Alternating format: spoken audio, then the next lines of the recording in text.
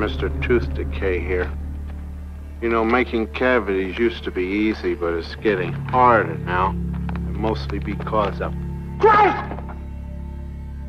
Crest fights cavities, so I'm gonna fight Crest! Now, Crest's got fluoride in it, and Crest is always telling people to match the treats, have checkups, and brush off it with Crest! Fluoride. It is hailed by the Centers of Disease Control and Prevention as one of the 10 great public health achievements of the 20th century. In fact, for over 60 years, the American Dental Association has stated that brushing with fluoride toothpaste will prevent tooth decay. But is this true? Is there more to this story than what we've been told? Triumph over tooth decay. Procter & Gamble announces Crest toothpaste with Fluoristan, its exclusive fluoride compound, world's greatest weapon against decay. Look, Mom, no cavities. Yes, Crest toothpaste really cuts down cavities because Crest has fluoride. The same fluoride dentists put right on teeth to prevent decay. With Crest, you put this fluoride on your teeth at home, too. Prevent cavities. Use Crest. Crest is accepted by the American Dental Association. Today, 95% of the toothpaste sold in the United States contains fluoride, and 72% of all water is fluoridated. Fluoride is safe and effective, and it's one of the most inexpensive ways to really cut down on dental decay. Anything we can do to help prevent cavities on children, I think, is very important. Absolutely, fluoride is safe. It's effective. Fluoridation of community water is extremely safe and extremely effective in preventing tooth decay. Science is on the side of fluoride being safe and effective. There is no controversy about this in the scientific community. If it's such a simple issue, how is it that it's still going on after half a century? I remember it being debated when I was 30 years ago. And it's continuously debated. But just because we've been doing something 50 years doesn't necessarily mean that it's right. Public health officials knew then what they know now. Would we have fluoride? Would it be added to our drinking water? Well, today a coalition of scientists, dentists, and doctors are taking action to stop fluoridation until it is proven safe.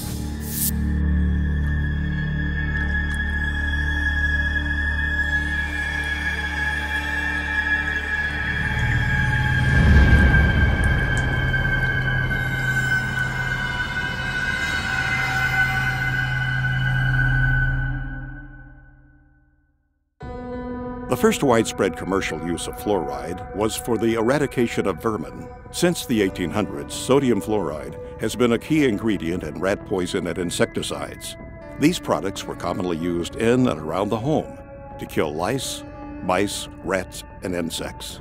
Fluoride proved to be not only a good way to kill rodents, but also an effective way to kill a man. As the use of fluoride became more popular, reports began flooding in of people dying from ingesting this toxic substance. Headlines screamed, "Roach poisoned in pancakes kills 11 men. Rancher takes dose of poison by mistake." Article after article, all having the same tragic endings, proving that sodium fluoride can and does indeed cause death. In fact, during the last part of the 19th century, the Industrial Revolution was taking hold of the modern world. An unfortunate byproduct of this technological revolution was that it created the most toxic pollutants known to man. And the most hazardous and destructive of them all was fluoride.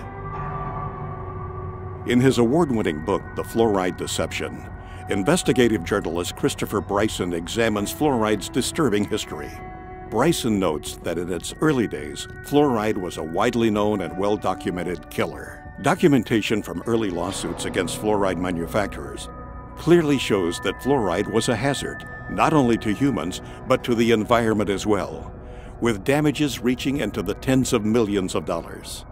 By 1930, the aluminum industry was the largest and most influential fluoride polluter. Industrial giants such as Alcoa knew they had to do something.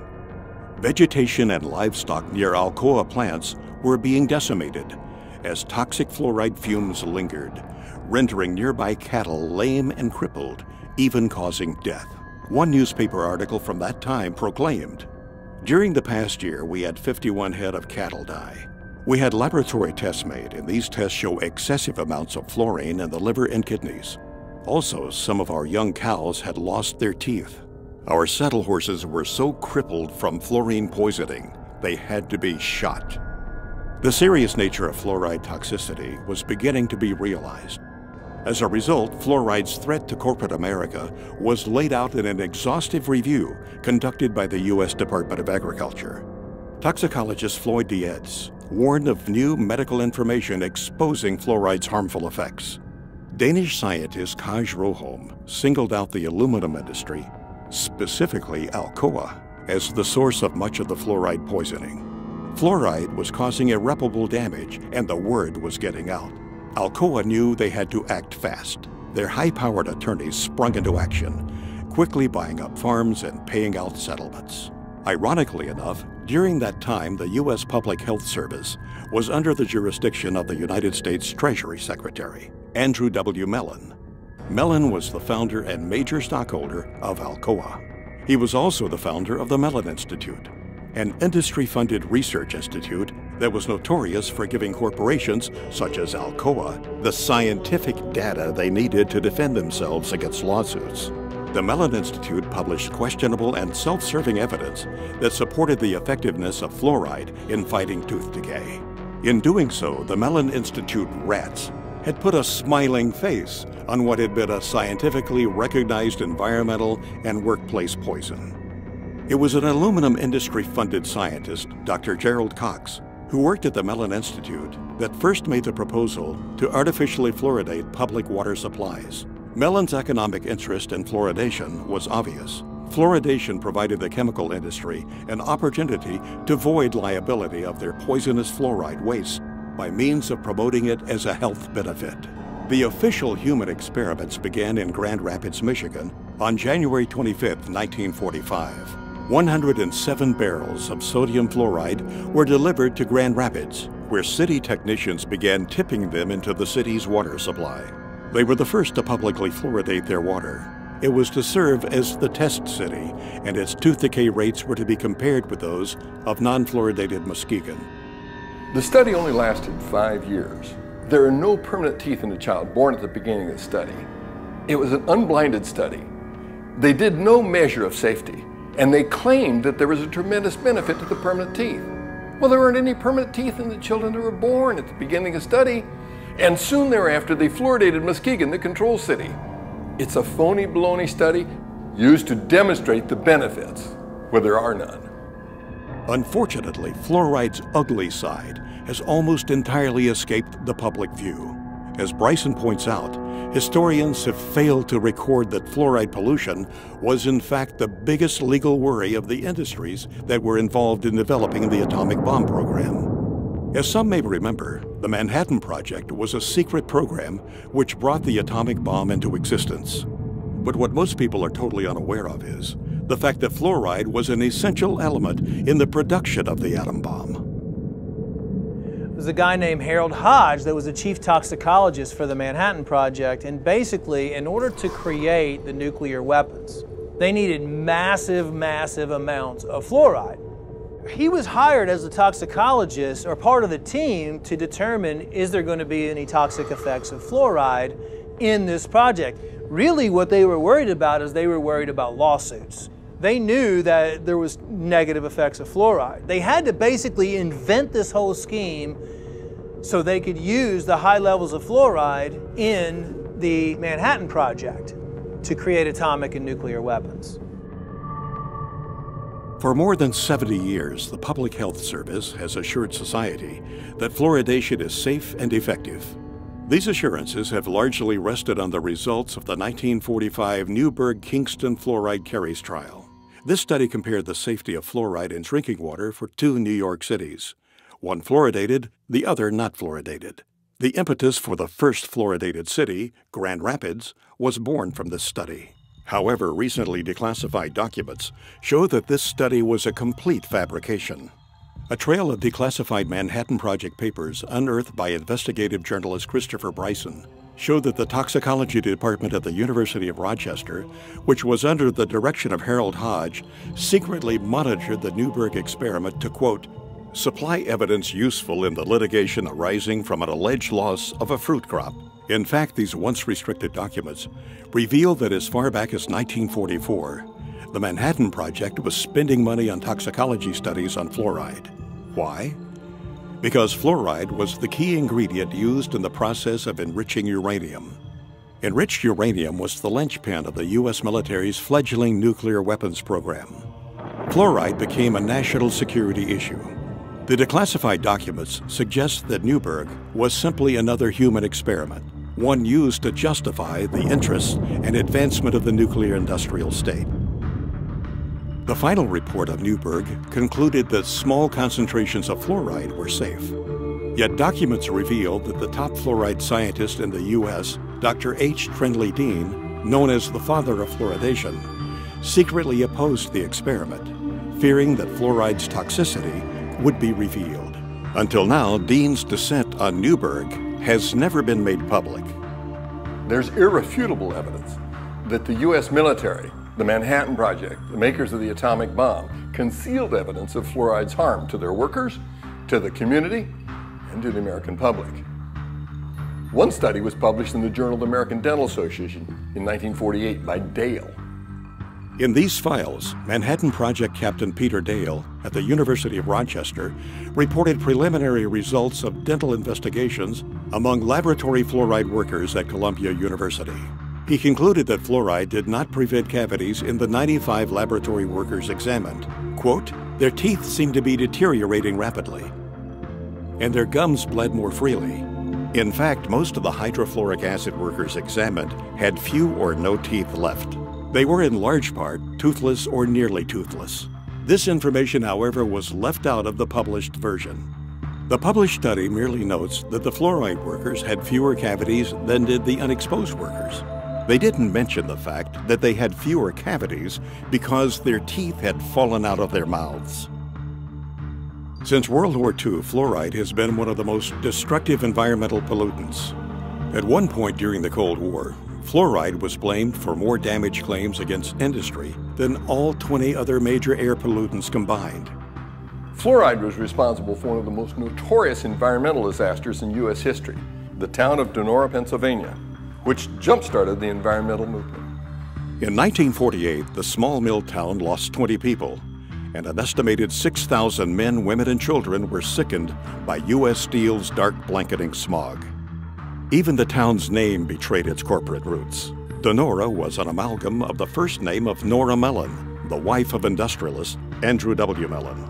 After the Halloween disaster in Donora, Pennsylvania, Philip Stadler, a chemist, went to Donora, and he was able to test and measure and prove that it was fluoride that had caused all those deaths. Sadler quickly went public.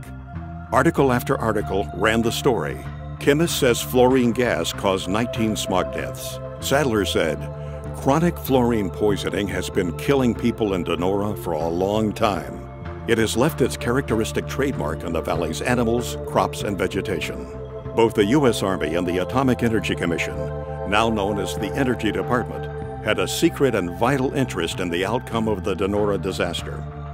If fluoride were fingered for the Donora deaths, it might bring unwanted scrutiny of worker health safety for those in the bomb factories, resulting in damage suits and expensive requirements for air pollution controls. On October 1949, the Public Health Service official report on Donora was released. The 173-page government document appeared to be of similar size to that of the Holy Bible and came to virtually no conclusions. The report's emphasis was on bad weather and that the disaster was therefore an act of God. The report made no mention of fluoride. Could it be there was a vested interest on the part of the government not to upset the public concerning the potential dangers of fluoride?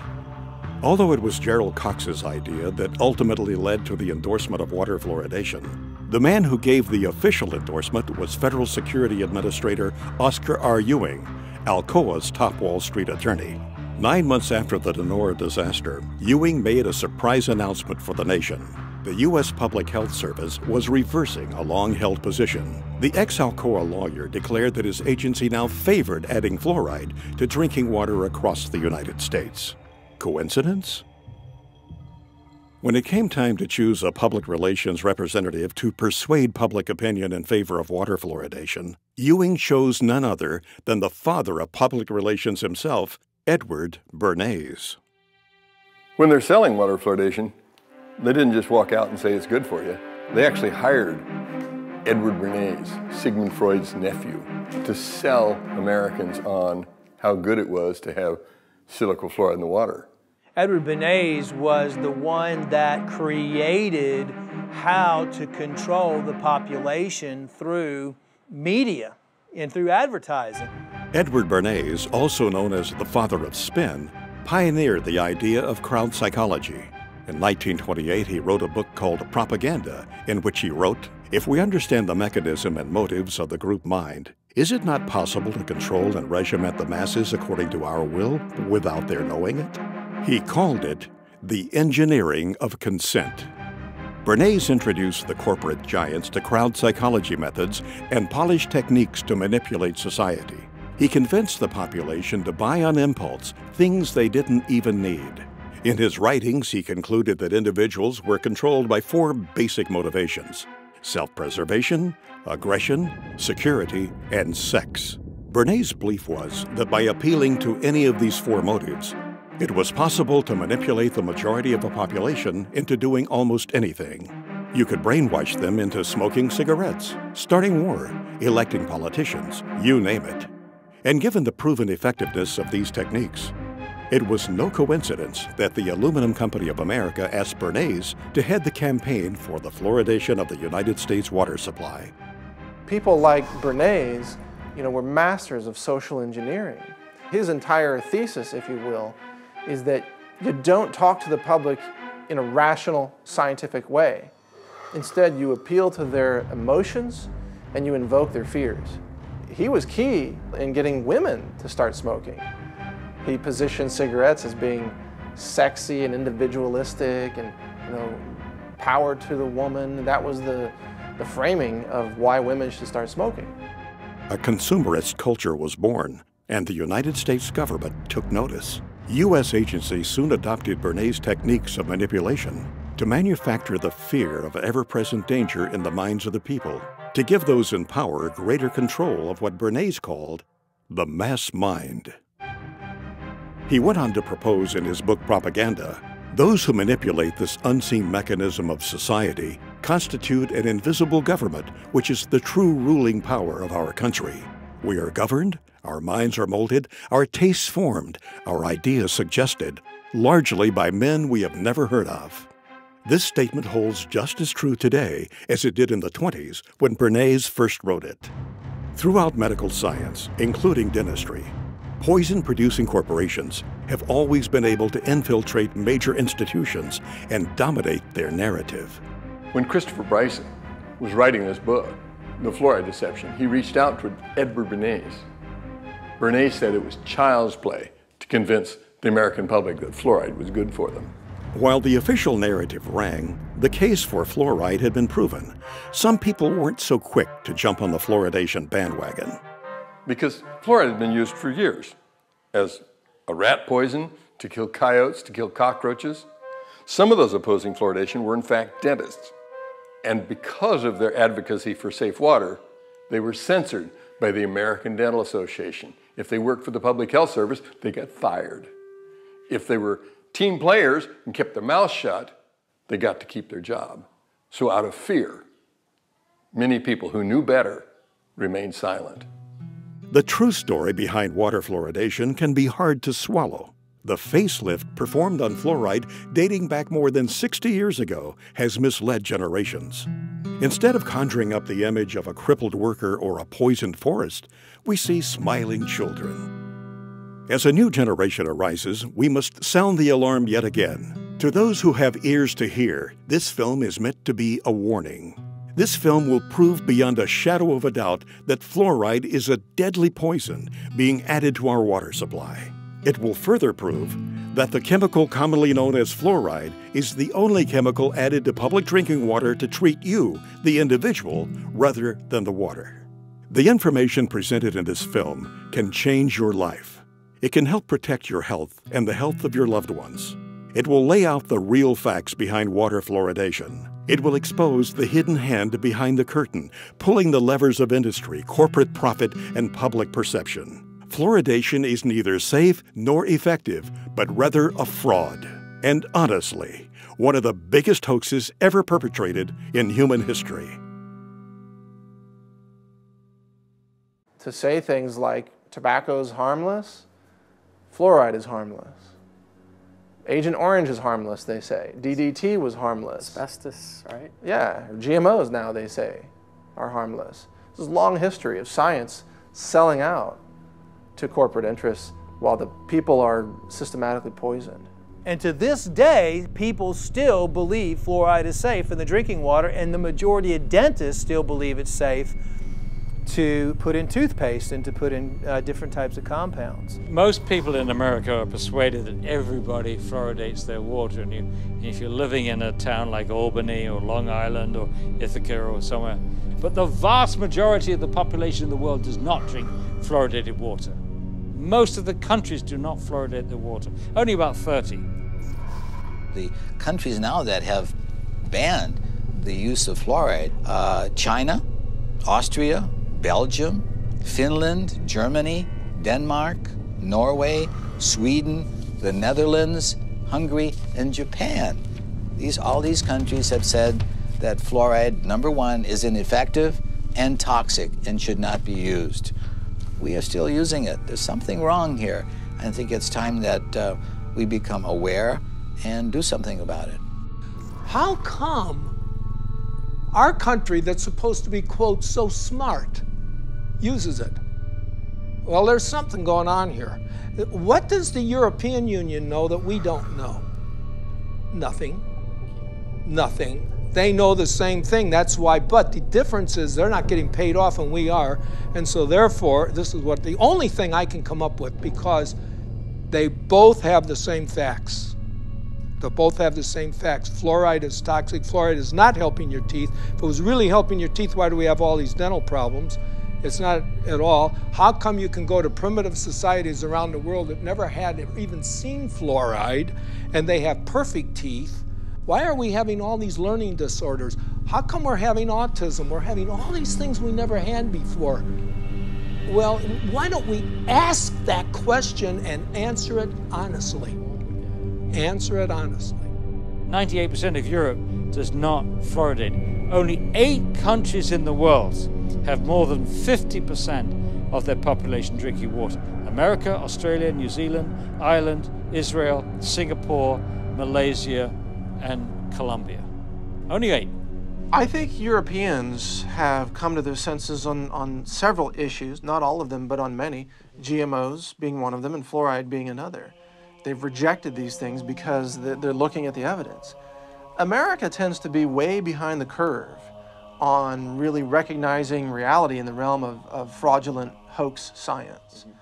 Our CDC and the liars in Washington, D.C. have only had success in countries that speak English for the vast majority of the disposal of their hazardous waste product. That means that you and I and our children in the United States are the largest consumers of hydrofluosilicic acid. Call it what it is. Hydrofluosilicic acid, what is that? Hydro is water, fluo, fluoride, silicic, sand, and it's missing an electron. It's acidic. It'll kill you. You take your hand, dip it in like that, you're gonna die. Hydrofluosilicic acid does not occur in nature. It's a man-made molecule. And it eats through concrete, glass, stainless steel, fiberglass, plastic. You name it, it'll eat it. So why are we putting that in the water? First tonight, hazmat crews from all across our area responded to a chemical leak this afternoon in Rock Island. The chemical was so strong that it was burning through the concrete there. News 8's Christy Mergenthal has the latest. It was just before 1 o'clock Thursday afternoon when hazmat crews were called to the Rock Island water treatment plant for a chemical spill coming from this tanker truck. The chemical hydrofluorosilicic acid is used to add fluoride to the plant's water. After several hours, crews were able to clean up the leak, allowing operations to return to normal. They had to coordinate starting off the area, obviously, but as far as the treatment of the water and the amount of water being used by the public, there's no effect on that at all. Now, that acid that did spill out is a chemical that they actually use every single day here at the water treatment plant. It adds fluoride to the water. Reporting live in Rock Island, Christy Mergenthal, WQAD Quad Cities News 8. That's how they transport it. It's extremely aggressive. It'll eat through almost anything, including concrete. What is labeled fluoride is not naturally occurring fluoride like you might find in the ground. It's actually a collection. It can be over 100 different chemicals, including some radioactive chemicals, including many cancer-causing chemicals, including heavy metals, neurologically damaging elements that are called fluoride. And then this is dumped into the water supply, and the cities have the doctors and dentists convinced that this is somehow good for your teeth. Fluoride is really a clever way for industry, the mining industry, chemical processing industries, aluminum smelting and processing industries, to eliminate their toxic industrial waste without having to pay for it to be handled as industrial waste. They just slap a new label on it, fluoride. They sell it to cities, and the cities dump it into the water supply. Basically, it's a hazardous waste byproduct of the manufacture of phosphate fertilizer. It's a mining byproduct. They dig up this rock. This rock is no good, as is. So you mix it with sulfuric acid, and this produces soluble phosphate, and that's what becomes the fertilizer. It's a byproduct that they can't do anything with. It's a poison, so they sell it and make fluoride out of it. It was a fraud. It was a scam from the get-go. It is a means of getting rid of fluoride. You allow industry to use your water supply to dispose of their hazardous waste. It's a disposal mechanism. It's an a major industrial waste pollutant. They were trying to dump it into the rivers that were going out into the ocean in Florida, and boy, they stopped that. They said, you're polluting, you're killing the fish, and which they were. For 100 years, they decimated the local vegetation, crippled the cattle, damaged the citrus groves in Florida. It was costing them a fortune to handle this as a very serious industrial waste. And so they're helping Cargill get rid of their hazardous waste problems. Cargill is the largest privately owned corporation in the world. They were also the largest producer of hydrofluorosilicic acid. Cargill at one time had like 90% of the market. When the hurricanes went through Florida, they knocked out the holding pond, so there was a shortage of hydrofluorosilicic acid, and so they reached out to the rest of the world, and now we get it from Mexico and Japan and China, because none of those countries allow fluoride in the water supply. They don't put it in at all, so obviously it's piling up in those countries. I don't think we need to be helping other countries out with their disposal of fluorosilicic acid. Fluoridation is the worst recycling practice in the world, so I support recycling. But to take the hazardous waste from the phosphate fertilizer industry, which cannot be dumped into the sea by international law, and cannot be used locally because it's too concentrated, and to take that product and put it into our public drinking water is sheer lunacy. It's bizarre. I mean, George Orwell, Kafka could have written this play. It's lunacy. There are 250,000 tons dumped annually in the water supply. Does that sound like a big figure to you? If you had 1 ton and were worth over $1 million, you'd be a poor person by the time you got rid of that ton. It's extremely expensive to get rid of. Is there anybody that you know that might be willing to talk to us, perhaps a whistleblower, somebody who's been injured or? Yeah, there's a guy who wrote a book, Toxic Torts, the tell-all book about the phosphate fertilizer industry, Gary Pittman. He'll tell you the story. Is that where's he out of? In Florida. That's where all the phosphate mines are in the United States. That's right. Paul, looks like we're going to Florida, buddy.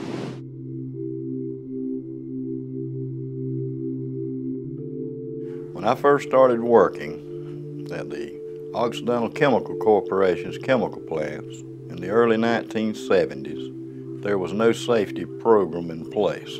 The only equipment you had to wear was a hard hat and safety glasses, and we didn't wear the safety glasses half the time because it wasn't enforced. The environment was very dirty. The air was filled with dust and toxic fumes. We worked 8, 12 hours a day, sometimes longer, sometimes double shifts in those conditions.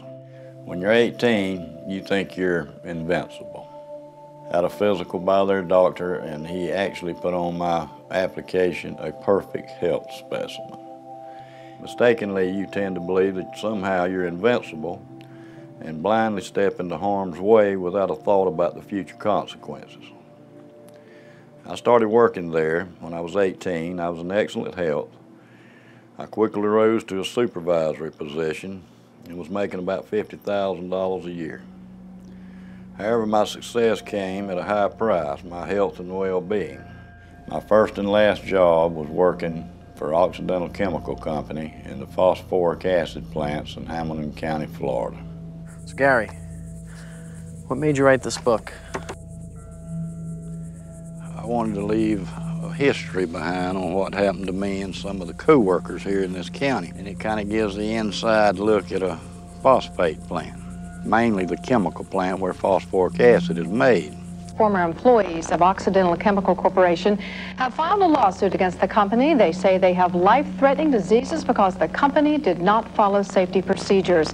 Paige, they have diseases like leukemia, emphysema, and toxic brain syndrome. For years, doctors struggled to diagnose them, but finally they found a common link. It was the phosphate plant they all worked for. Gary and several other former employees are suing Occidental for failing to provide adequate safety education and gear. One woman's husband died of bone cancer before his battle could make it to court. They messed up my life. They messed up everybody's life, and they're continuing to mess up other people's lives. They need to come in and realize and admit to what they are doing. When Gary Pittman filed a lawsuit against Occidental Chemical Company, he knew what he was getting into. Occidental was a mammoth organization and no stranger to litigation. It was Occidental that had been responsible for one of the most horrendous environmental tragedies in American history, the Love Canal. President Carter declared a state of emergency today in the Love Canal area of New York's Niagara Falls, where toxic chemicals were discovered oozing from the ground. My 3 kids were born with birth defects. My wife's had cancer. This was a site that literally is best described, orange goop, toxic soup is what it has been referred to. You had 80 different chemicals. I mean, some very bad stuff was in these people's backyards, was literally seeping into their basements. Health officials are urging more families to move, but that's not as simple as it seems. Between the years of 1947 and 1953, the Hooker Chemical Corporation, which is a subsidiary of Occidental Chemical, used the Love Canal section of Niagara Falls as a dumping site for toxic waste. Today, we write the final chapter of the environmental disaster called Love Canal.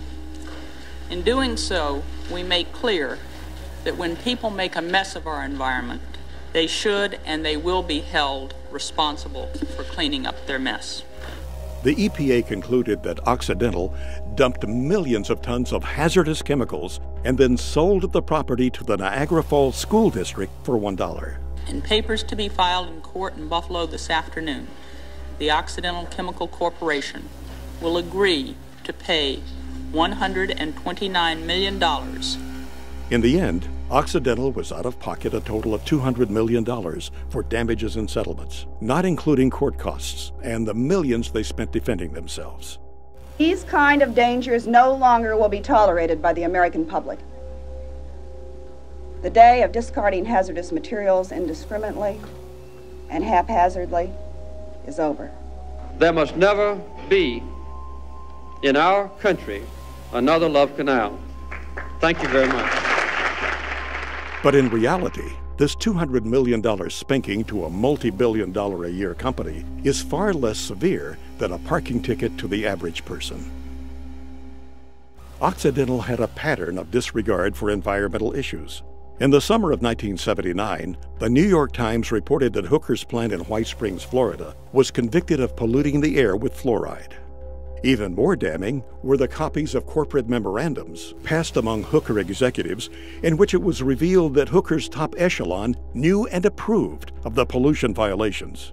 Finally, Hooker Company officials admitted to accidentally poisoning local water supplies not only at the New York location, but at their Michigan and California plants.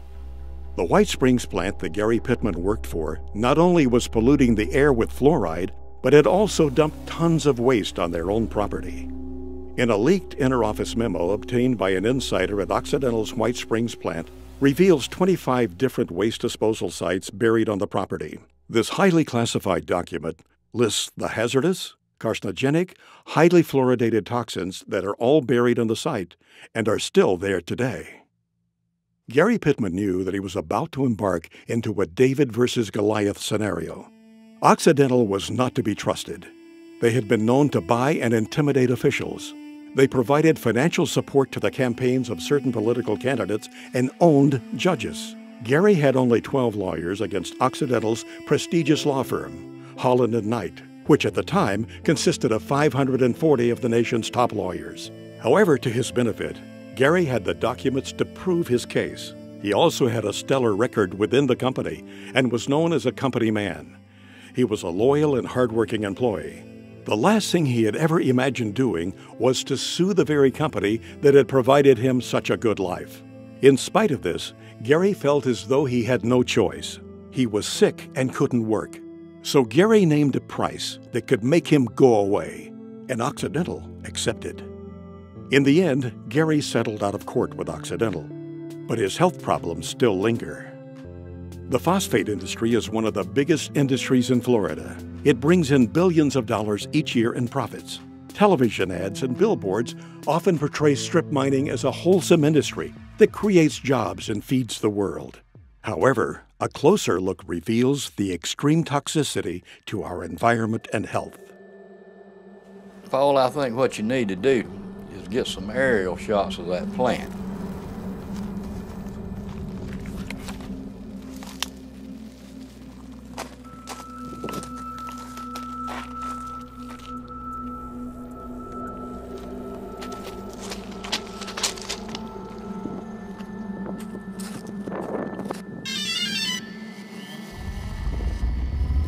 Because you cannot see the devastation going on from just riding down the road. If you could get some aerial shots of that plant, I could point out what's going on, what's happening, you know, and point out where a lot of the pollution's going on and stuff like that. What people don't realize is this is where hydrofluorosilicic acid starts, because you have to mine the rock, you have to make the phosphoric acid, and hydrofluorosilicic acid is made from the fumes off the phosphoric acid. Then it's put into the city's drinking water. I worked out there my whole life, basically, and I never seen that good of shots. You don't see this on Google Earth. I mean, you just see an overview and you get the idea that those are there, but... Yeah, what you see here is, you know, the common person never sees this. They don't really want you to see it either, because then you would know how much devastation, you know, there is at these plants. And you know what's so good about it is the general public's going to get to see this in this new film, and they can, you know, they can decide, you know. And like I said, that's where your hydrofluorosilicic acid starts. That's the way they mine. It's overburdened. They take the overburden off to get to the ore. Basically, they take a nice forest area, they cut down all the trees, they burn all the stumps, and they take all the topsoil off. The overburden is topsoil, subsoil, clays, until they get to the ore. This right here is just, they've already dug it all out. Yeah, they've mined this, and as you can see the forest in the background, and you can see the huge chunk of land that they have mined. The phosphate lobby is very, very powerful. You know, it's a sad situation. It's devastating to the earth.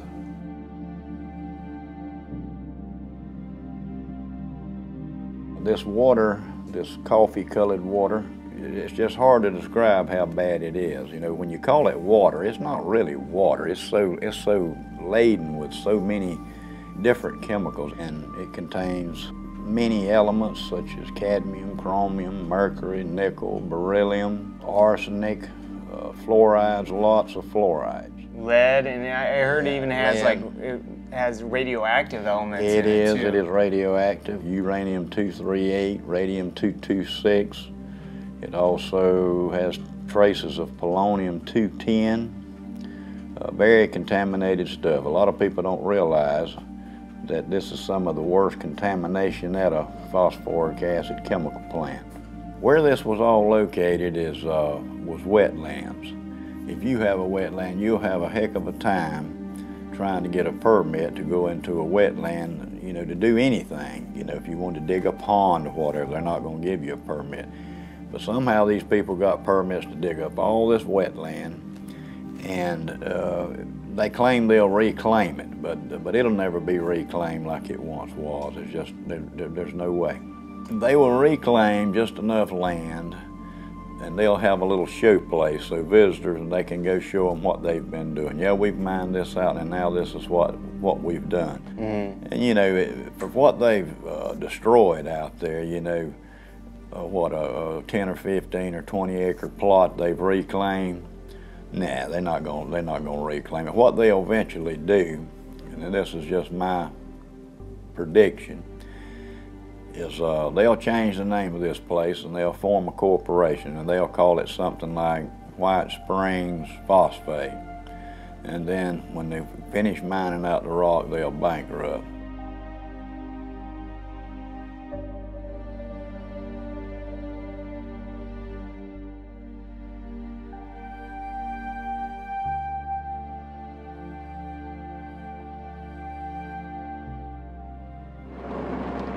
Up here on the right, we're going to have the administration offices. They used to be in the chemical plant, and they moved them. It used to eat the pantyhose off the women's legs. Wow. It says, "To whom it may concern, I worked at the above-named company, Occidental Chemical Company, White Springs, Florida, in 1968 and part of 1969. Our accounting department was located in the admin building, which at that time was located at the chemical plant. Many mornings when we employees would get out of our vehicles, women, our pantyhose would dissolve off of our legs. It was explained to us that it was a chemical fallout, not to worry. Our boss would see that each of us girls would get $1 to get us another pair of pantyhose. The chemicals also would eat small pit holes in the paint on our vehicles. Years later, they moved the admin building away from the chemical plant to out by the main road. And there's several more names here of other girls that could testify to this. So there's three things you can see from the space station, and that's the Great Pyramids of Egypt, the phosphogypsum stacks of Florida, and the Great Wall of China. And that's how large they are. They have them in South Florida and Central Florida that are 400 acres big. It's a huge operation. They dig cubic tons of rock a day. What is with the water up there? The pond water is water they use for the process, and it's recycled. The water's used over and over, and it gets stronger and stronger and more contaminated. How do they contain it? Just by building a dam like that? A dam around it, and that's what I was fixing to tell you. There's no liner under that stack. It's right on top of the ground, and it is leaching. Sure it is. Through the groundwater. Yeah, I read somewhere about a sinkhole that took place. The reason the sinkhole developed is because the acidic water eating away the limestone. And once the limestone gives way, you're in the groundwater. Wow. Because in Florida, when you drill a well, you have to go through the limestone to get to the aquifer. Sure. When that 84 million gallons fell through in there, it contaminated all this water around. It had to have. Like I said, you know, it's just a matter of time before, you know, you have a sinkhole like that. It's just a weak point. Wherever there's a weak point in a cavity in the limestone is where the bottom falls. Eventually going to happen. Yeah, in all of them. In all of them. It's just a massive, massive operation. Yes, it is, and if you'll see, there's sections in this phosphogypsum stack. Mm-hmm. When the sinkhole caved in one of these, it was one of these sections. It wasn't all of it. Only that one section was 87 million gallons. Whoa. So you could multiply that times 4. You know, that's just a lot of toxic waste to be going into the aquifer. In addition to this recycled toxic water up there in those ponds, you call them, In addition to that, they're taking fresh water too, right? Of course, they use a lot of fresh water because, see, this is the main thing that they don't want you to know, is what they call the water balance. It just makes them nervous if you start talking about the water balance. What do they add back when they need water if it's leaching? Right. It's going away, so they have to add some fresh water to keep the process going. Right. The phosphate industry uses more fresh water than any other industry in the state of Florida. You know, and sometimes they have to release water out of those toxic ponds. Where do they put it? They put it in the creeks and it runs into the Swanee River. Now what they do to it is lime it to bring the pH up so it don't kill the fish immediately. The Swanee River, they claim, is a pristine waterway. But if you ask the Fish and Game Water Commission in Florida, they'll tell you not to eat over one fish out of that river a month. Wow. Because of lead and mercury and chromium and cadmium. They won't tell you that, but that's why. Yeah, that's why. This is just a lot of the documentation I've reached through the years. What really caught my eye was, like we had talked about earlier, the 1972 through 1979 misrepresenting environmental data. And they charged them $575,000 for emitting 10 times the amount of fluoride allowed below. And I was working there when that was going on, and the fumes were just unbelievable. It pit the glass on your windshields, make them so foggy it would etch the glass. Just having your car parked out there while you're at work. Parked. I mean, back in the 60s, you know, I mean, even earlier they realized that those fumes were very toxic. Very toxic. The phosphate company pretty much polices themselves. They have their own crews do their stack testing and all the other environmental things. And, you know, that's kind of like the fox watching the hen house. And I have been involved to where they would go up to test a stack and come down and tell me, so something's wrong. This stack is going to fail. You know, so you look around, find the problem, straighten it out, and say, okay, boys, y'all can go up there and test now. I have also been at the point to where we couldn't find what was wrong, and they were doing the test, and we would just go and open a blind in the fume ducts to allow more fresh air to rush in, so it would dilute the emissions. But I know for a fact that they cheat on these tests. Once you know that, then you lose all faith in these regulatory agencies because you know it's all a farce. In this past, I'd say 6 months, there's been 4 people that I know of that I grew up with. They were younger than me. They were 52, all of them died. And I do honestly believe it has something to do with the phosphate chemical plants out there. I would imagine you've seen some injured employees. I've seen people burned. I've seen people blown up. I saw a man killed, and he was going to weld on a rotary drum filter. And somebody had washed it with a solution of sulfuric acid and pond water. Found out later the guy had struck an arc to weld on that thing, and it exploded. And it killed him, messed up his friend, too, that was helping. Yeah, it's a very hazardous work environment. When you digest phosphate rock with sulfuric acid, that's what you're going to give off, hydrogen fluoride and silicon tetrafluoride. Now, even at that strength, it'll eat up concrete, asphalt, stainless steel, even the fume ducts after a while, which is made out of fiberglass. Very corrosive, the most corrosive acid known to man. Used to etch glass, it's used for a lot of things. One of the things it's used for is to fluoridate drinking water.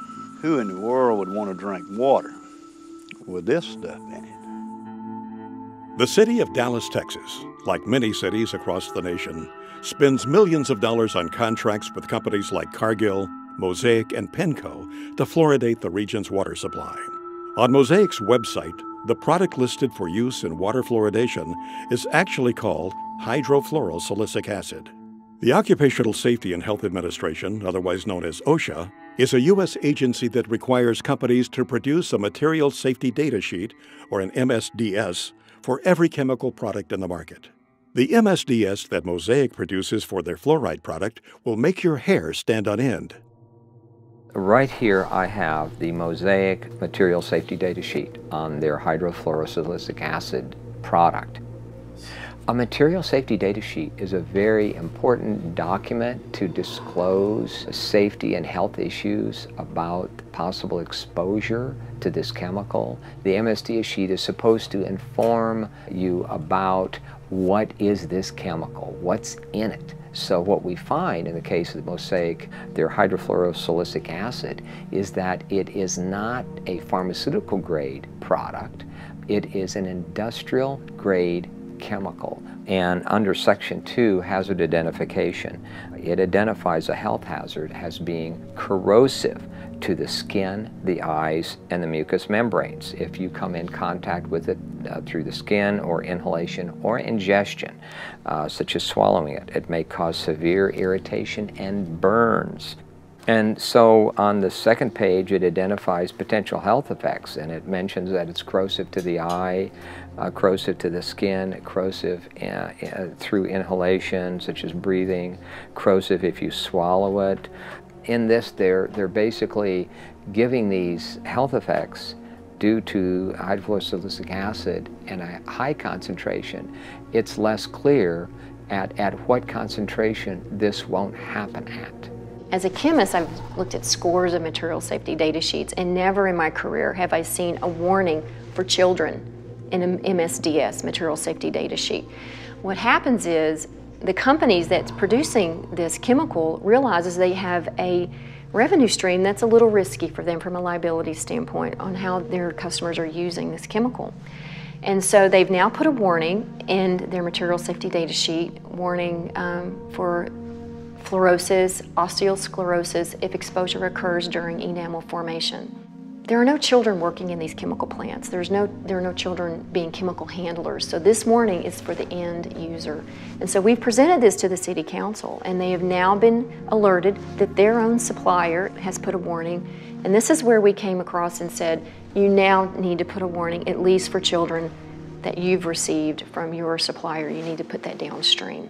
So now the liability is on them too.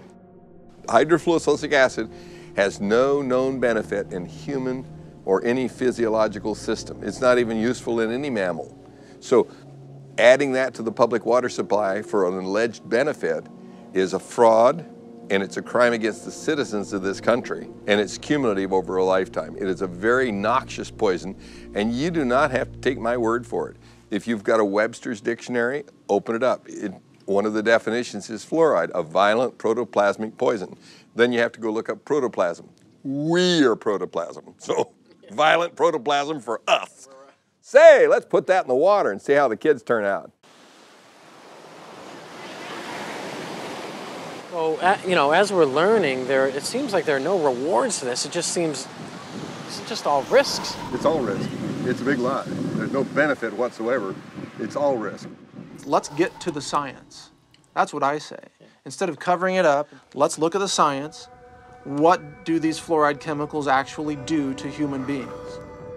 There's all kinds of research out there showing it really disturbs the functioning of the body in a number of ways. Inactivates 62 enzymes, increases the aging process, increases the incidence of cancers and tumors up to 17%, disrupts the immune system, causes genetic damage, interrupts RNA and DNA, repair enzymes activity, increases arthritis, and is a system poison. These are all validated by scientific data. We have in America today all of the symptoms of hypothyroidism, obesity, heart disease, neurological impairment.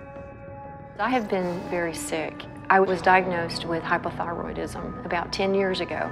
There was no family history in my background that explained why I had this thyroid illness. What were some of your side effects? Feeling very cold, hair loss, concentration issues.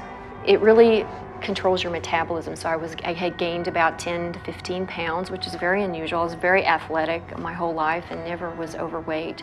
So I gained weight. I was sleeping a lot. Again, your metabolism is tuned down. Doing the research, fluoride is an irritant to your thyroid. Your thyroid wants iodine.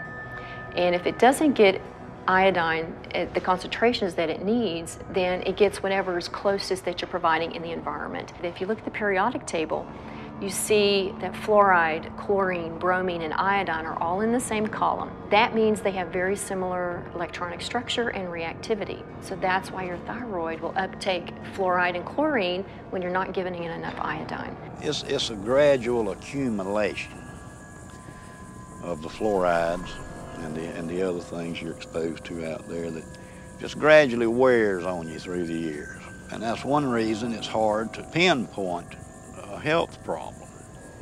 Because, you know, you work out there 6, 7, 8, 10 years before you start noticing things, and then it's almost too late then because it's already done the damage. But I've been real weak and just lethargic. Yeah. So when the blood work come back, the guy asked me, he said, "What have you been doing?" I said, "Nothing the last few days. I've been laying on the couch at home, you know, I ain't felt well." He said, "You sure you hadn't fell off of a building or something?" He said, "Look," he said, "you have a muscle destructive process going on." That was exactly what he told me. And I said, what does that mean? He said, "You got a muscle destructive process going on and there's nothing I can do to help you." One of the key questions is, if you run the world and you don't want competition, how do you shut down people's consciousness? How do you do that? Well, you put poisons effectively into the water supply that compromise these gateways of consciousness. And fluoride is one of the most powerful poisons that is routinely used for this purpose. The pineal gland is actually kind of located in the center of the brain, and it secretes 2 hormones, DMT and melatonin. Melatonin actually regulates your sleep cycles, and it's kind of like a feel-good hormone, which also helps regulate your puberty, and it helps regulate all your hormone structures inside your system. The pineal gland to me is so important because it's been regarded as like the third eye, and even in Egyptian times they call it the eye of Horus. They call it the pineal gland because it kind of resembles a pine cone. And if you look at the staff that the Pope has, it has a pine cone on it. And if you look at statues throughout the Vatican and throughout history, you'll see the shape of a pine cone, and you'll see symbols showing the importance of the pineal gland. Now, the pineal gland is also regarded in some religions as the seat of the soul, or it's your gateway or your connection to God. If you know that the pineal gland is the consciousness of the human, and that could be your connection with God, why not take it out? And the fastest and easiest way to take out the pineal gland and to calcify the pineal gland would be with fluoride, because fluoride has an affinity for those areas in the body that produce calcium hydroxyapatite. Today in the United States, children are reaching puberty much earlier in age than they did in the past. Some evidence indicates that fluoride, via its effect on the pineal gland, could be a contributing cause to this trend. In 1997, Jennifer Luke published her PhD thesis on fluoride in the pineal gland. In her dissertation, she conducted animal studies and concluded that fluoride exposure has been found to cause early puberty in females. Similar findings have been reported in 2 epidemiological studies of human populations that are drinking fluoridated water. The first study was conducted in 1945 during the Newburgh versus Kingston fluoridation trial. It was discovered that girls in fluoridated Newburgh were reaching menstruation on average 5 months earlier than the girls in unfluoridated Kingston. But the result was not thought to be significant at the time.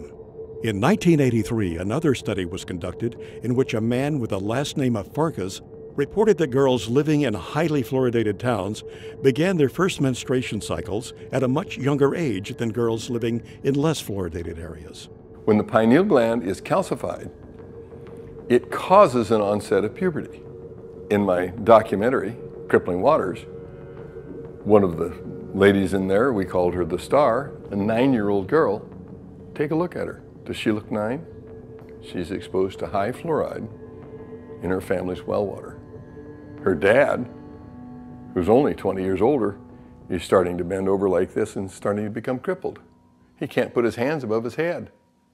The calcification of the pineal gland is an adaptive process so that that child can have babies by the time she's 14 because she's going to be crippled by the time she's 40. Fluoride's role in earlier puberty needs more thorough investigation. When one considers the seriousness of a possible interference by fluoride on a growing child's pineal gland, it underlines the negative and dangerous effects of fluoridation. Dave, so what we're learning is kind of frightening because it seems to me that once it's in your body, is it there to stay? Yes, you can't get it out. You can cut some of the harm by mitigating the damage and avoid it like the plague, but you really can't get it out because it's stuck in your bones. And that's why you have all the skeletal symptoms, you know, the joint pain, the arthritis, and all that stuff. The first signs that fluoride is poisoning your bones is pains in the joints, stiffness in the joints, pains in the bones.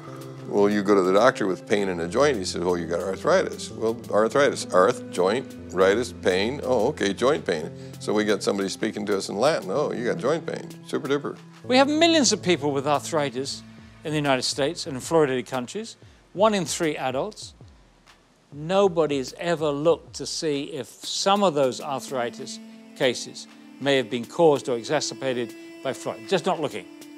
Are bones with more fluoride stronger or less strong? And the answer is less strong. And they got studies where they tried to give them a dose of fluoride, sodium fluoride, to cause an increase in bone mass. It did, but it weakened the bone itself. So those are case-controlled studies. That's the gold standard in medicine. So we have case-controlled studies showing that if you give people fluoride, it accumulates in their bones and it causes the bones to become white, opaque, increases the bone density, decreases the bone tensile strength. And they actually took bone that was removed from people for the purpose of replacing a joint or a hip, put it in a little device here where you put a weight on there and snap it, and they showed that the more fluoride in the bone, the quicker it snaps. Have you ever wondered, how come everybody has hip replacements, knee replacements? I mean, you can go on and on.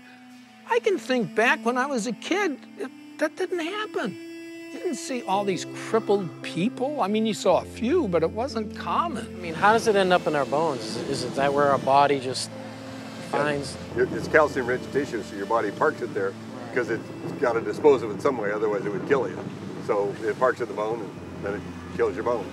What it does once it fills up with fluoride, that you get little spikes on the outside of the bone. If you take a hand and take a bone and run your hand up and down a normal bone, it's slick, and that's because muscles move around on the bones when you're running or jogging or lifting weights and all that stuff. Your muscles are moving around on your bone, and it's slick, so it doesn't hurt. Well, if you make that bone the texture of sandpaper, then when the muscle moves around, the fascia tears, and it hurts to move. And so fluoride accumulates in calcium-rich tissues, which are bone, ligaments, cartilage, joints, and teeth.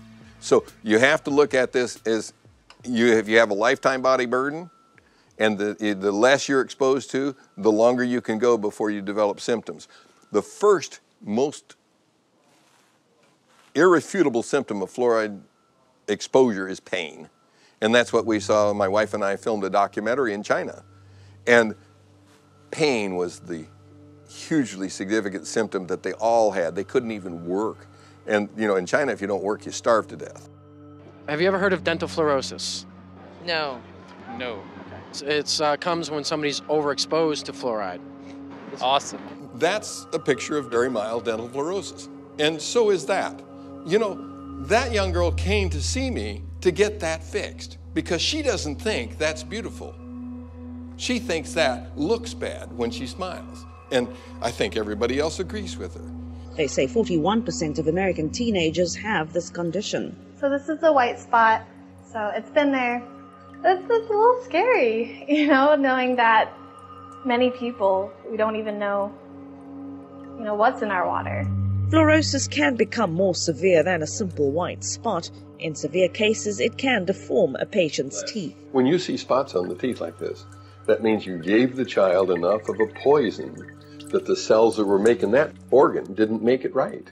They made it wrong. When I was a child, I was overexposed to fluoride. There are streaks of that in my teeth. So you learned that early on then? I knew, yes. Those teeth are very brittle, so I have cavities more frequently in those teeth than other ones that don't have the evidence of the fluorosis. Maybe you've seen it. It's white, chalky spots on your teeth.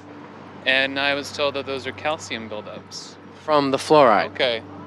I don't think I had really, really strong teeth to start with, but I did have some teeth that they just broke. The last time this happened, I was eating a baked potato, and it broke 2 out. Baked potato. A baked potato, and it broke 2 out. Did you notice anybody else in the plant losing teeth? Yeah. We talk about it a lot at the plant. So the ADA, the people in office, the people who are in these regulatory agencies, they're aware of overexposure to fluoride causes dental fluorosis, correct? Yeah. They know of that, right? And they know that dental fluorosis, the teeth become weakened, they chip, they fall out. Brown, spotted, ugly, wear away real fast. Yes, they know all of that. We took California, we took the whole state.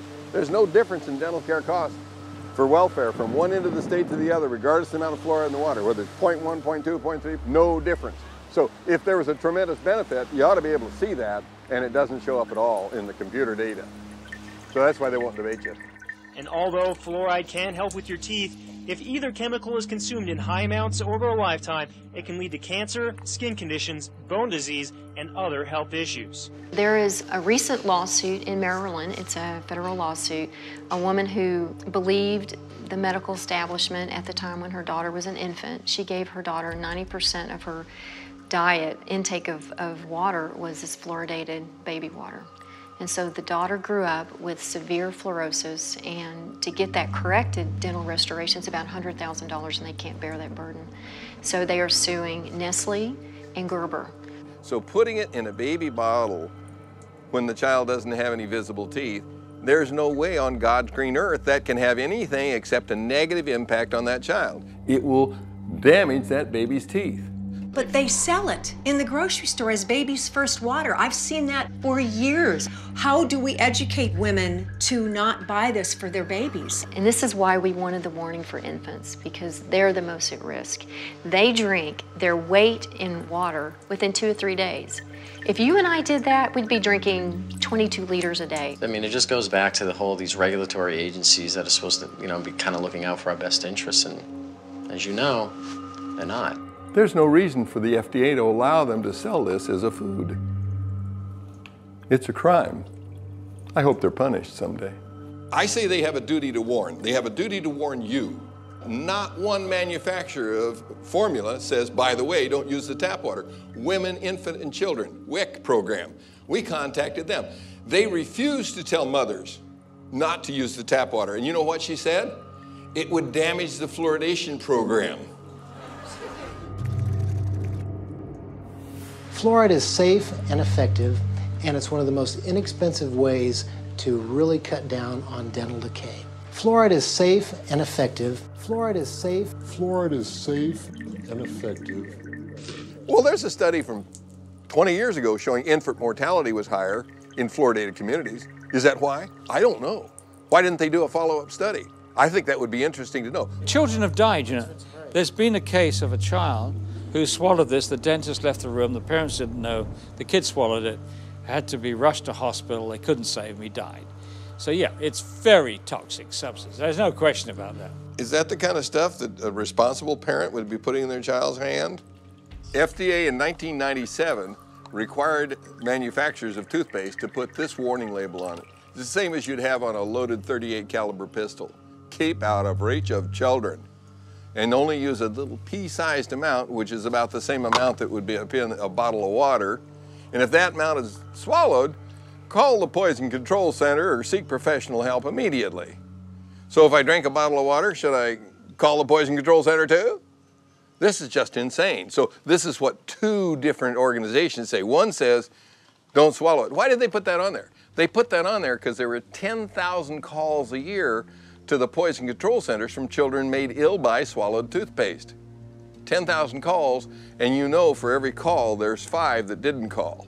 And there are only Poison Control Centers in half the states. So that means 100,000 children are made ill by swallowed toothpaste.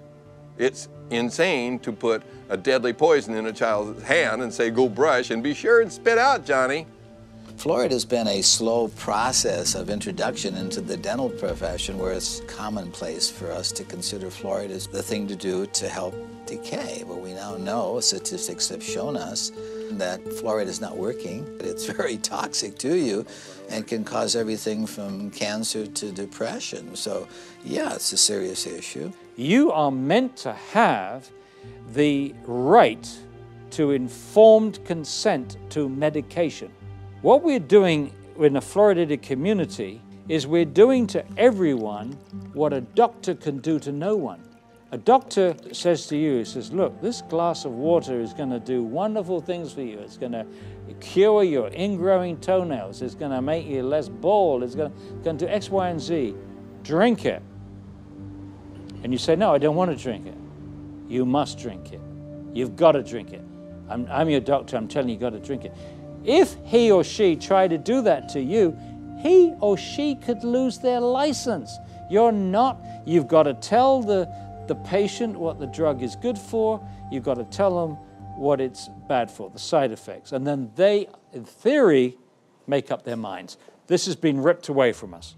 Water fluoridation is the dispensing of a drug. This is not chlorine. This is not any number of the other chemicals that are used to treat the water. Fluoride is being put in specifically to alter you physically, to make a physical change in you. Fluoride is a drug, is a medicine. This is the only thing anywhere in the world that gets added to the municipal drinking waters to actually treat the human. Well, anytime you see the letters FLUO, you're talking fluoride. And so when you start realizing that Prozac is a fluoride product, Zoloft is a fluoride product, virtually all of your psychotropic drugs, almost all of those that are mood elevators. And one of the reasons being is because it has this tremendous capacity to affect serotonin. Serotonin being the chemical that goes from one neuron to the other brain neuron. And so when we looked at the selective serotonin reuptake and when basically an inhibition of the serotonin to be taken up, that's the fluoride that's doing that. Prozac is fluoxetine. It's a fluorinated psychoactive. Matter of fact, almost all your psychoactive drugs are fluorinated drugs. They put it in there both as a carrier and an accelerator of the effect.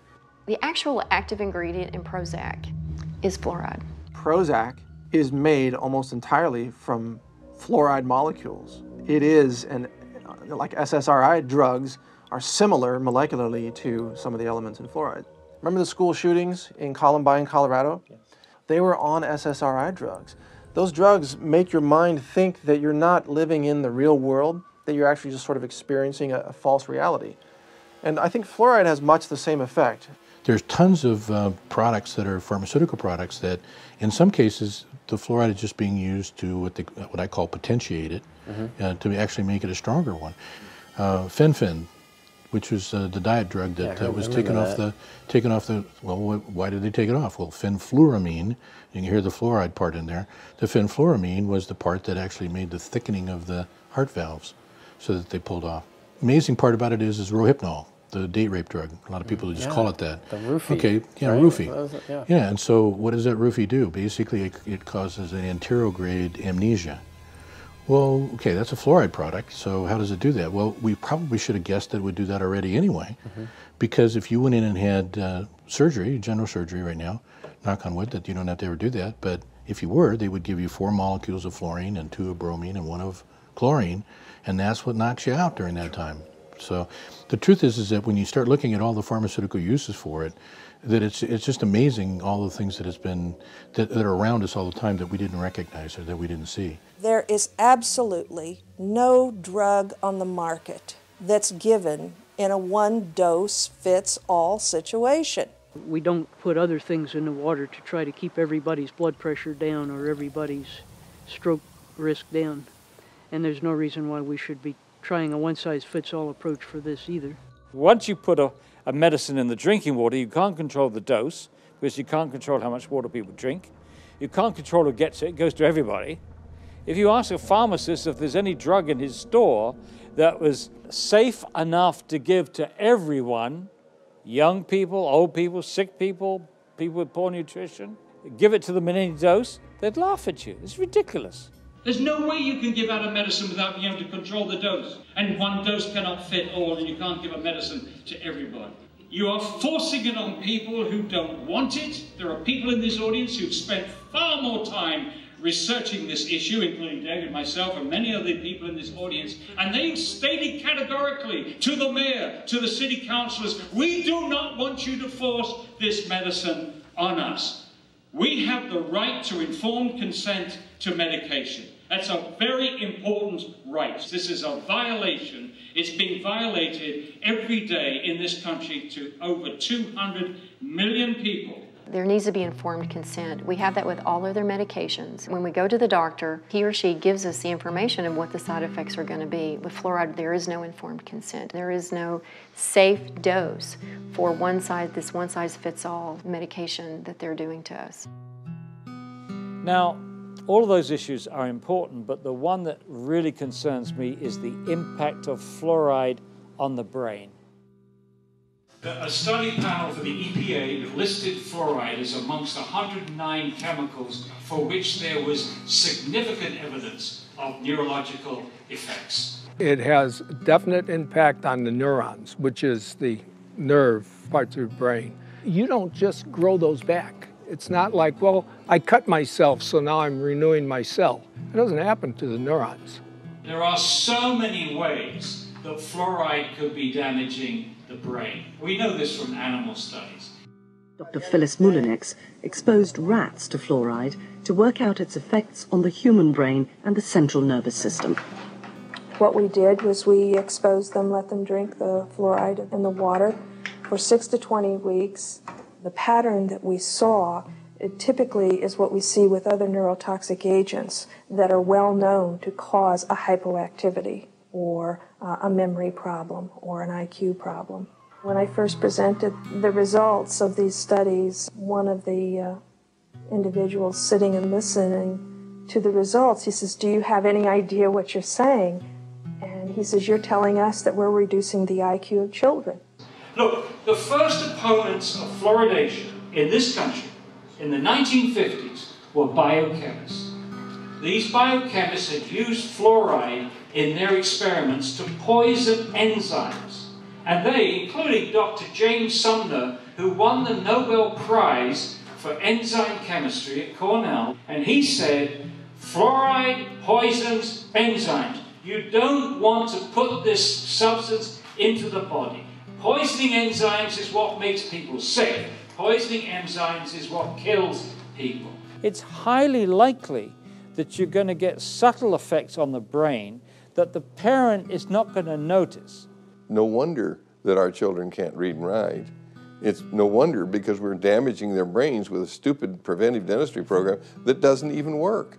We have behavioral studies, and we have 24 IQ studies, 24 studies which now show an association between fairly modest exposure to fluoride and lowered IQ. They've actually got it down to a 1 milligram dose of fluoride causes a 0.59 loss in IQ points. The average IQ is 100. So if you're 95, you're in the back of the class napping because you can't understand what the person in the front is saying. And you're going to get a nice job pushing the broom around. So what if you got twice that dose? Okay, you're down to 90. So what they showed in studies in other countries is that you lose all your genius out of your society. You've damaged the intellect. But new research from China supports Dr. Moulinex's conclusion that fluoride affects mental development and IQ levels. I've heard a great deal about a chemical that can be used on the teeth to help prevent decay. Is that a good thing to use? It certainly is. We use a fluoride solution, and we have evidence that for some people... 50 years ago, American government scientists had clinical evidence that fluoride affected the central nervous system. But all this was kept secret. Chemical? You're going to put some chemical in my mouth? All mention of the effects of fluoride on the central nervous system was stopped. In my view, fluoride is where lead was in the early 70s. That argument lasted about 10 years, and it was finally proven that, yes, low levels of lead, lower than caused visible symptoms, was in fact damaging a child's mental development. I think the same thing we're going to find with fluoride. As someone who has gotten off of fluoride, I can tell that my thought processes and my concentration is higher. And so when you damage the IQ of the children, you lose your place in the country as a leader, and we have. And that's because of the damage that our government has allowed to happen to the intelligence of our children. If there wasn't research out there that's shown conclusively that it affects the brain and the neurons, that it affects the immune system, that it affects the bones, and it is incorporated into your body, fluoride bonding is strong. You get something with fluoride bonded, it's not easy to get it off. Well, what's going on?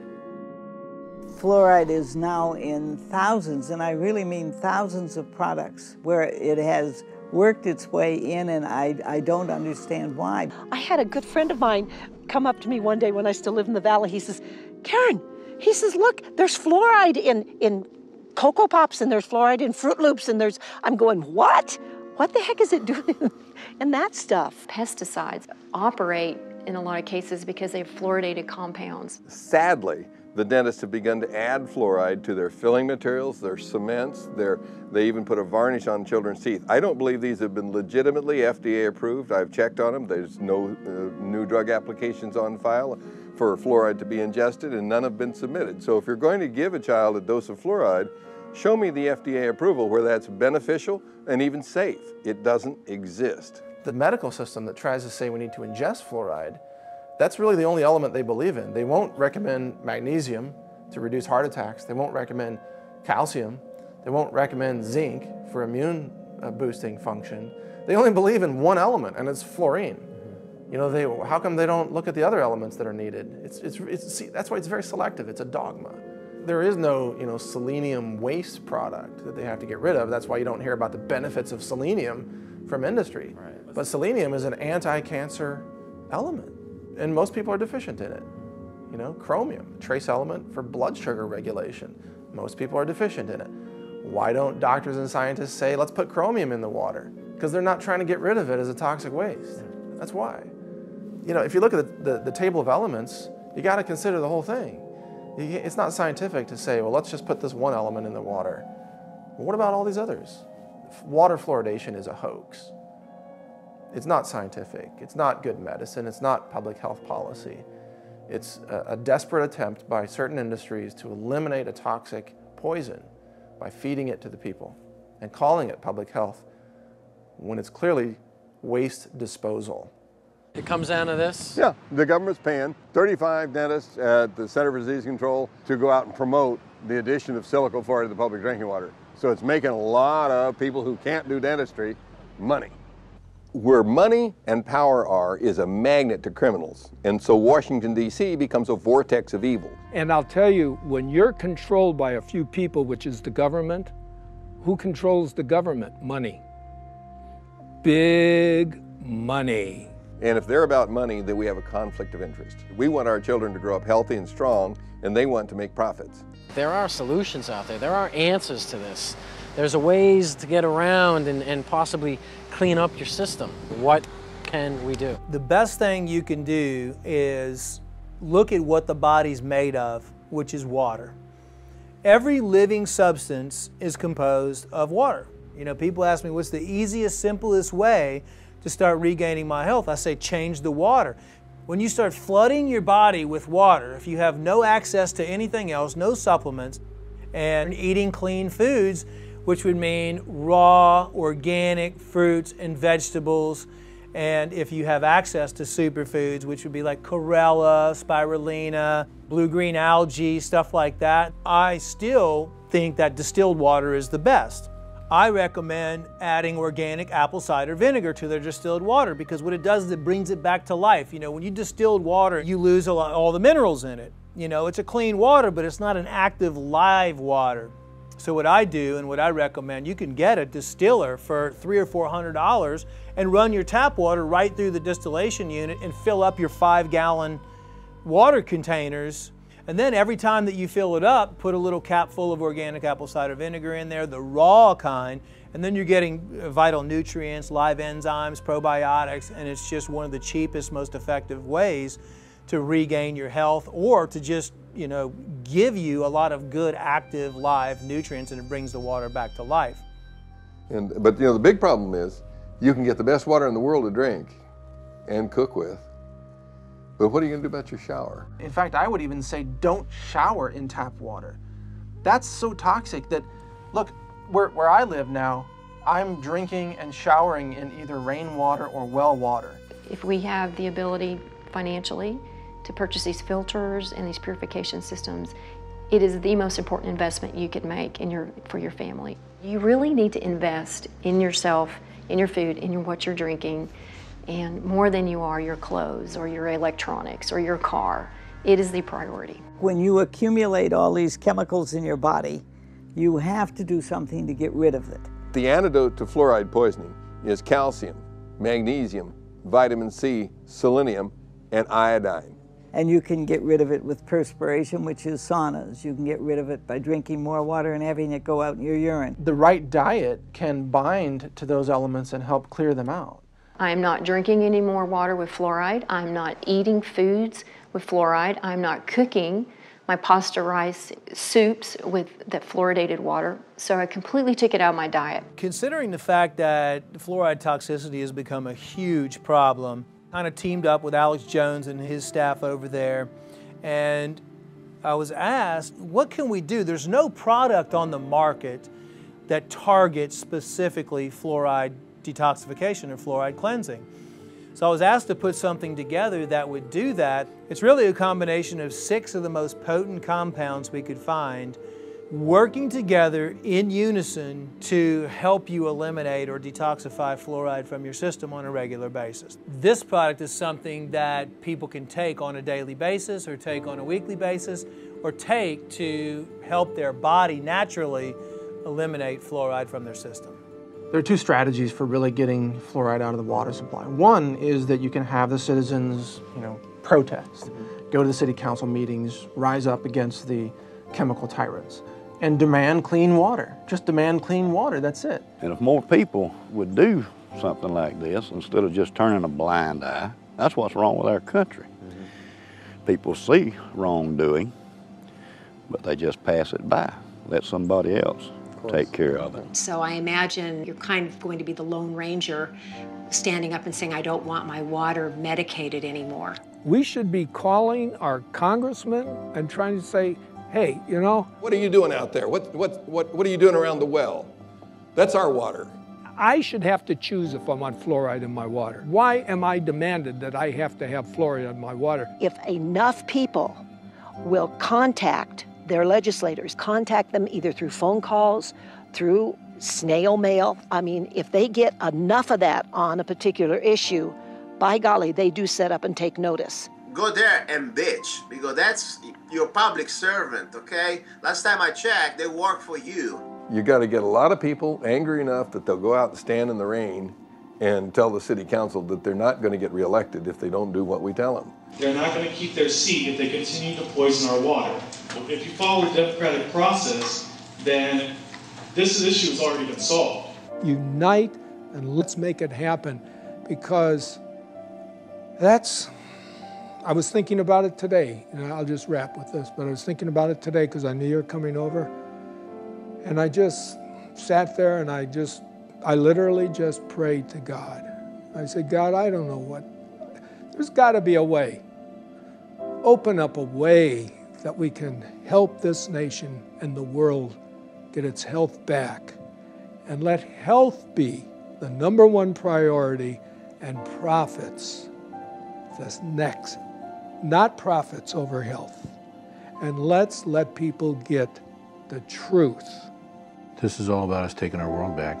It's the time to scream louder, to be bolder, and to show them that we cannot be afraid. It's time that the people stand up, the silent majority, for their health. Get it out of your community, and then you can drink the water at home, you can drink the water in your office, you can drink the water in the restaurants and in friends' houses, and so you don't have to worry anymore. The alleged reason for adding fluoride to the public water supply is to reduce tooth decay. But tooth decay isn't caused by a deficiency of fluoride. It's caused because there's scum on the teeth and bad diet. So the real solution is to take Something like a nice toothbrush that was invented by C.C. Bass. Cram it in the gums and knock the scum off. So if you really wanted to reduce tooth decay, you'd make sure that every child had a big handful of toothbrushes and knew how to use them. And you dig all the scum off the gums because it's scum living on the teeth that causes tooth decay. I don't want to poison the scum, I want to scrub it off the teeth and then not feed it. So you don't give it sugar, white flour, and bad food, processed foods. You give it good foods. Then you will have wonderful teeth and abundant good health. Is there hope? There's always hope. I mean, that's what I tell everybody. Even when I had cancer patients, I always say, listen, there's always hope.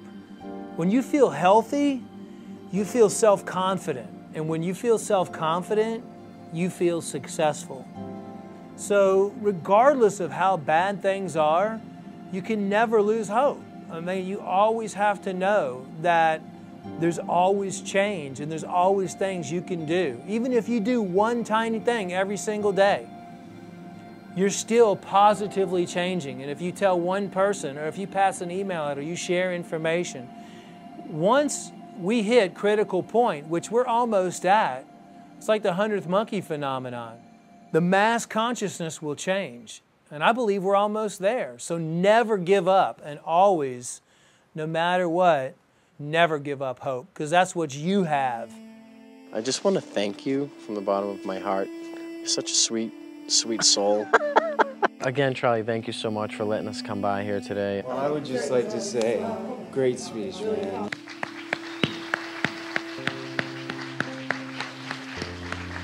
Thank you for all your work you've done over the years, and your discoveries, and your journey, and your just everything. Thank you so much. Appreciate Welcome. it. Thank you. Thank you, Gary. Thanks, Paul. Maybe you man. too. You're the man. Okay, Thanks so much. Thank you. Appreciate it. Thank you. It's been a treat. It's a pleasure to talk to you, and I'm hoping that this will get the message to more and more people. Now, this is fantastic. It's going to be a great educational tool, and we appreciate you being here. And thank you so much, and we'll look forward to seeing you again. Likewise. Thanks for having me. You guys are incredibly powerful, and I want to say thank you for what you're doing for all of us. I really wish this project the greatest success. People need to hear this message from all of those that you've interviewed. This is powerful information, and I imagine that in 50 years, people will be watching this. You know, some DVDs will survive. Yeah. Yeah. I just got the chills. And they'll be watching this, and they'll look back and say, there were some filmmakers who did know what they were covering, who weren't willing to just sell out and do some explosions and on-screen sex and this and that. They actually had a message for humanity. That's what you guys are doing.